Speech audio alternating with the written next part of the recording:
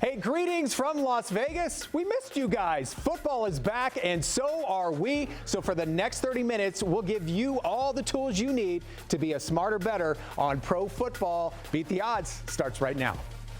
From our Las Vegas studios, this is Beat the Odds, sponsored by Superbook Westgate Las Vegas.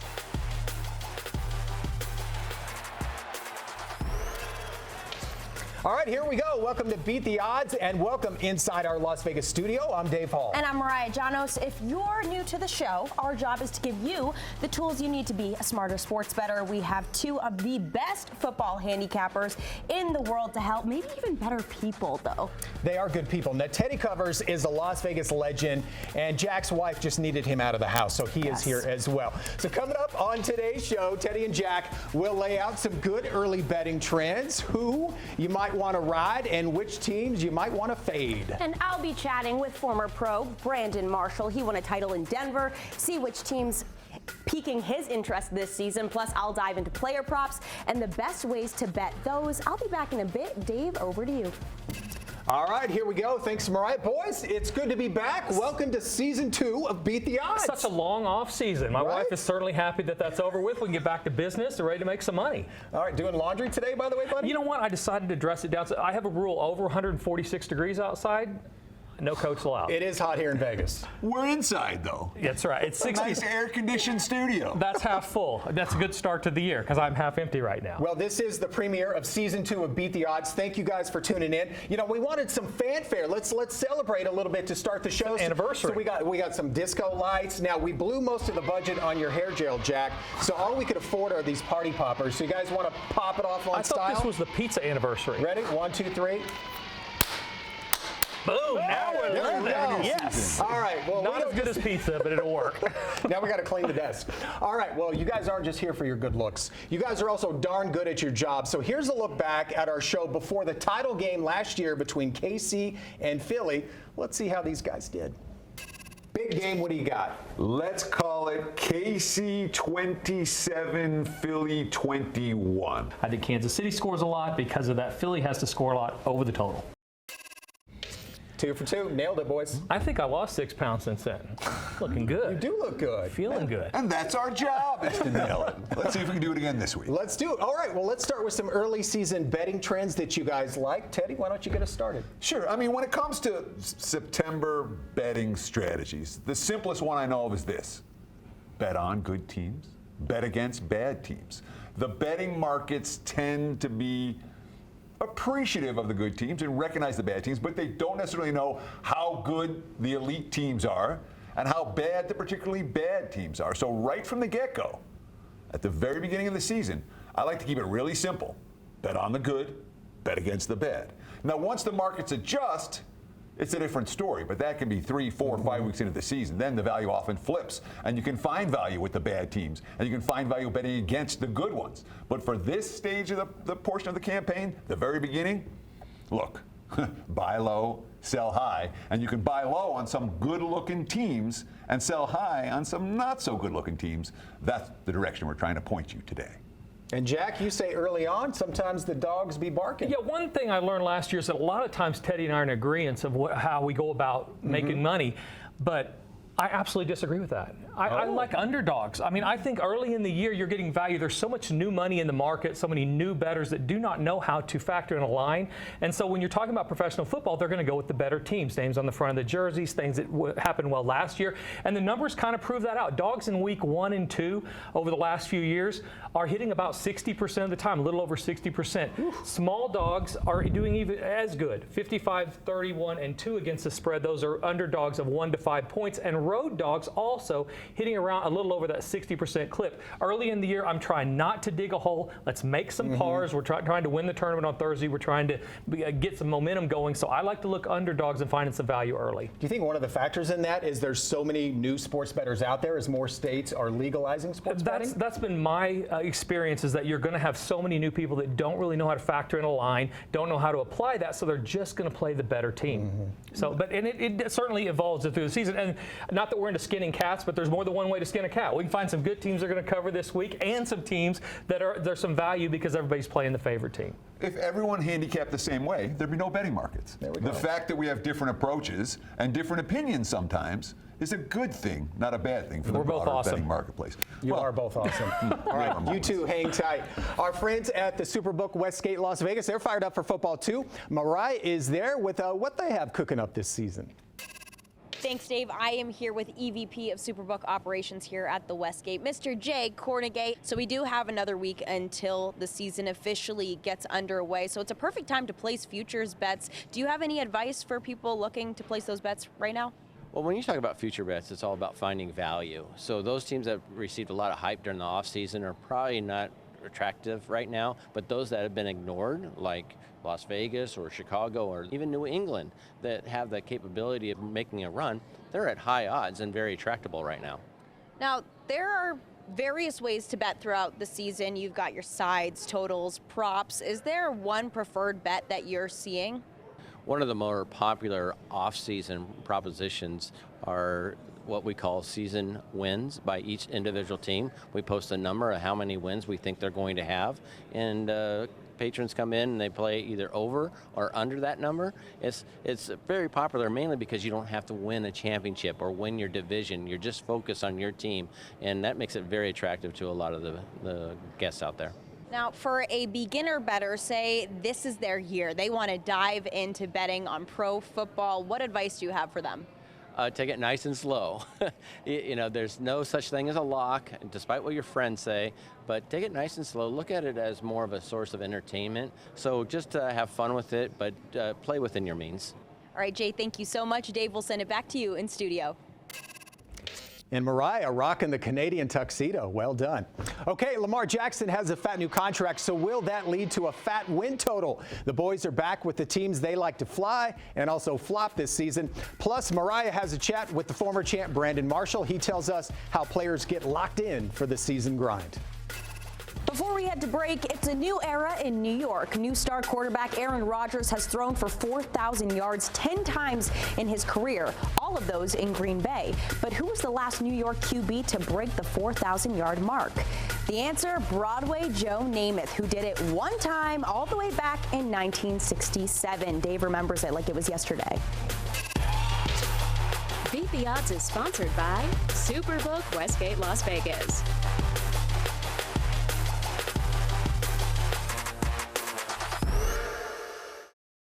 Welcome back to Beat the Odds. Kansas City has the best odds to win the championship this season.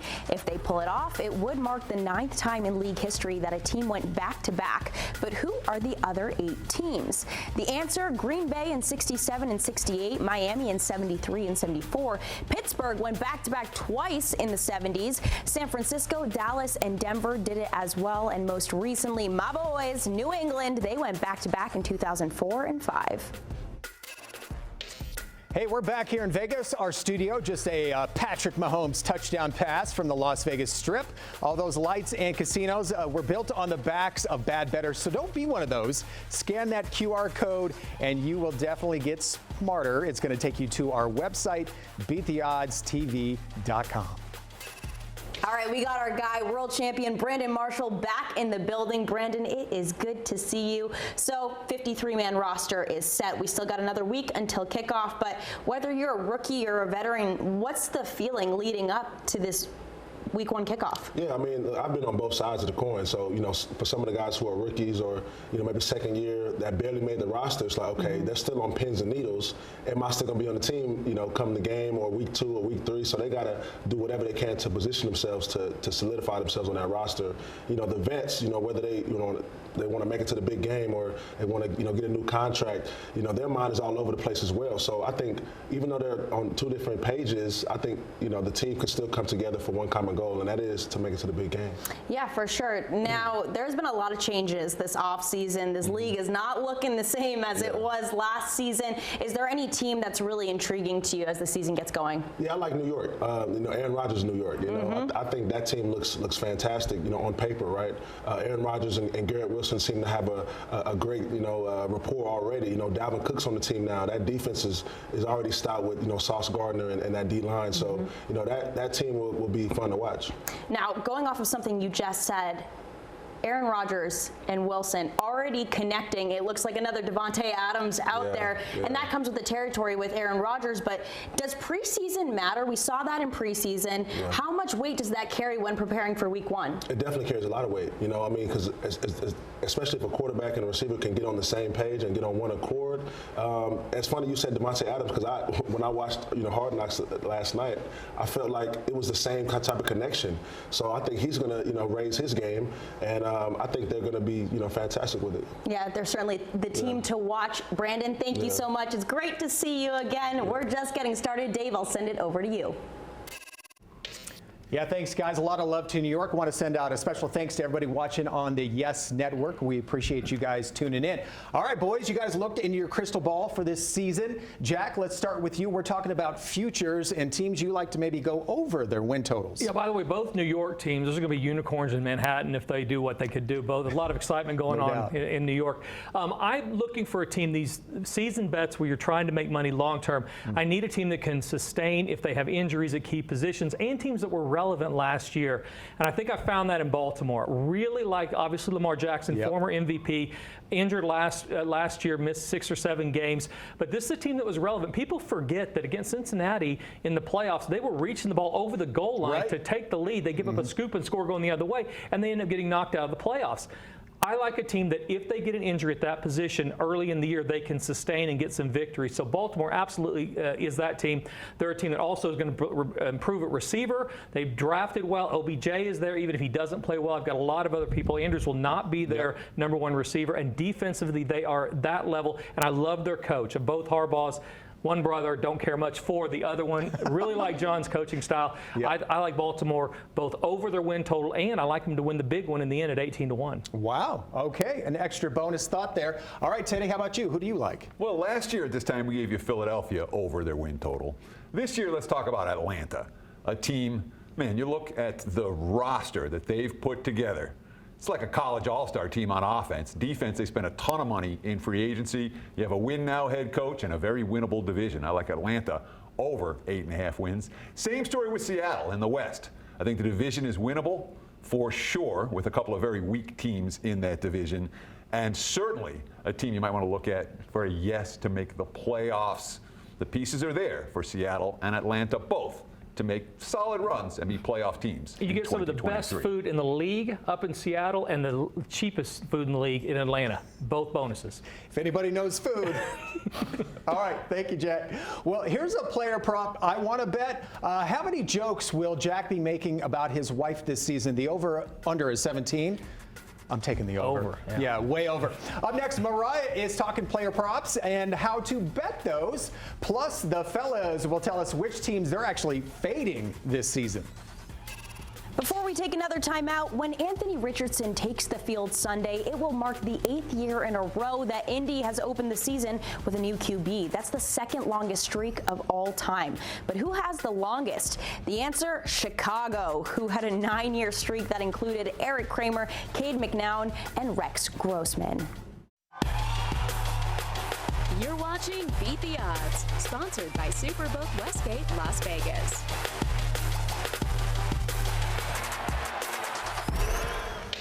Welcome back. 3 rookie quarterbacks will get the start for their teams in week 1, but in what year did a league record 5 rookie quarterbacks start their season opener? The answer, 2012. Andrew Luck, RG3, Ryan Tannehill, Brandon Weeden, and Russell Wilson all were week 1 starters.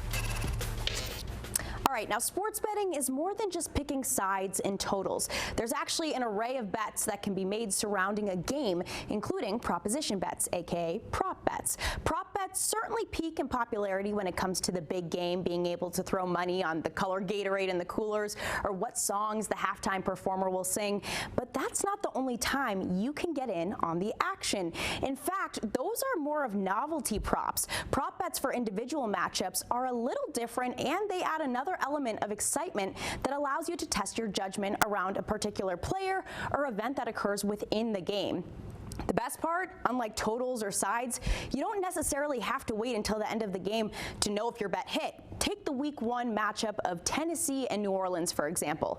A game prop you could take is which team will score the first touchdown. Or you can get player specific. In that Tennessee-NOLA game, Derek Carr's passing yard total is slated for 219 yards. You can take the over or under on that. Say you take the over in this instance. Your blood pressure will rise every time the ball is in Derek Carr's hands. Will he or won't he throw it? And that's what makes it so fun. With prop betting, almost every play counts. Say Carr surpasses the 219 yards after just 3 quarters. You're chilling until the end of the game knowing you just made some money. Not a bad deal. Now, props are also a good option when you don't like the sides or totals being offered, but you still want to bet on a particular game. Now, when picking props, a little bit of research goes a long way. In the example of a quarterback's total passing yardage, look at their patterns, how they fared against a certain defense historically, how many yards they've been throwing for week after week, the weapons surrounding the quarterback, and if they're healthy. All of these can guide you in which way to go with your picks. Now, if there's one last piece of advice I can leave you with regarding props, shop around. Prop prices vary significantly depending on the sports book. So don't just jump on the first one you see, because that same prop could be offered at a better price at a different book, resulting in a bigger payout should it hit. So shop till you drop when it comes to betting props. Oh, she's a poet and didn't know it. Thanks, Mariah. So we heard a few minutes ago from who you guys like going over their win totals: Baltimore, Atlanta, Seattle. Now let's go the other way. Who do you see going under? Teddy. Well, let's start with the most obvious team to stay under the total, and that, of course, is Arizona, a team that has the lowest win total in the league, and a team that has made every move this preseason saying, we're tanking. We don't want to win this year. 4.5 wins, to me, is going to be a pretty high hurdle for Arizona to overcome. And Minnesota's another team that to me is a clear fade compared to where they were last year. Minnesota went 11-0 in games decided by a single score in 2022. That ain't happening a second time. They're a team primed for regression. I like them under 8.5 wins. All right, Jack, how about you? Yeah, let's look at Cleveland under. All right, Cleveland's a quarterback killer in general. And by the way, as a fan of just massages with no strings attached, I think I find myself pulling against Deshaun Watson. Also, the division has a lot of better coaches, better talented. And so you got to win games in your division to win a bunch of games. I like under the 9.5. Yeah.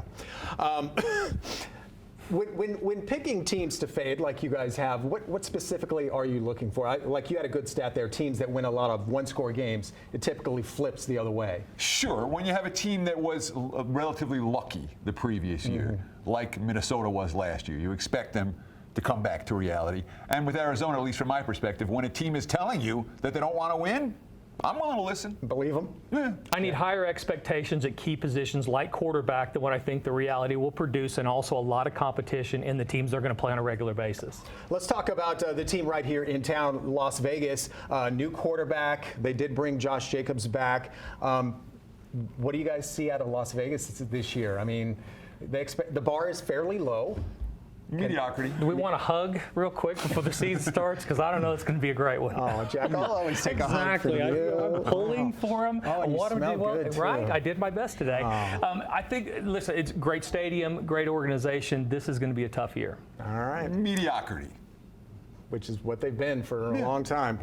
Well, guys, as always, we are saving the best for last. Teddy and Jack will have their top player props of the season.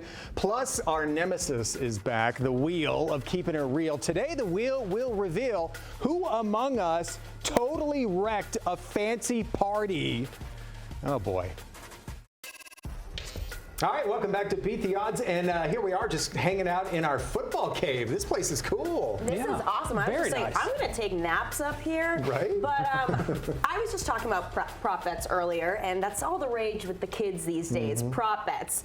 So do you wise folk have any for us? Teddy, let's start with you. Sure, and let's talk about season-long props right now, as opposed to anything for week 1 in particular. And there's 2 that really stand out to me.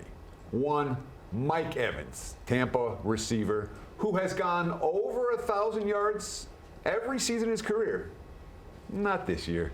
When we look at Tampa's QB situation, we look at the feel of that roster and that franchise right now, and we look at the offense that's going in with the line that they're going behind, this is not going to be a banner year for Mike Evans. And we look at Houston quarterback C.J. Stroud. Anytime we're talking about a rookie QB, you can find him about 3,400 as his over-under passing yards for the season. We're talking about a rookie QB with the 4th coaching staff in 4 years, limited skill and talent around him, and an offensive line that may be dicey. C.J. Stroud might be fine in the long term. Short term, I'll take him under passing yards in 2023.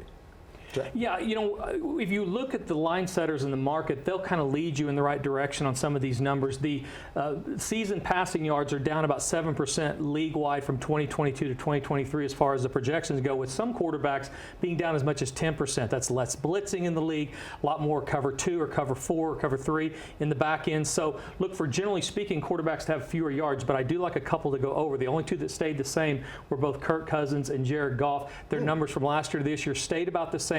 So the line setters are kind of letting you know, even though we're trending down as a league, we think these guys will still have good years, not just because they may win, but because if they're behind, they're able to execute and complete a lot of passes. So over with Cousins and Goff. Stud receivers, both teams, too. Doesn't hurt, right? Yeah. All right, guys, now it's time for our nemesis, the wheel of keeping it real. It's our heads on a Vegas-style slot machine. So today, the wheel is going to reveal who wrecked a fancy party in Greece. Let's spin it.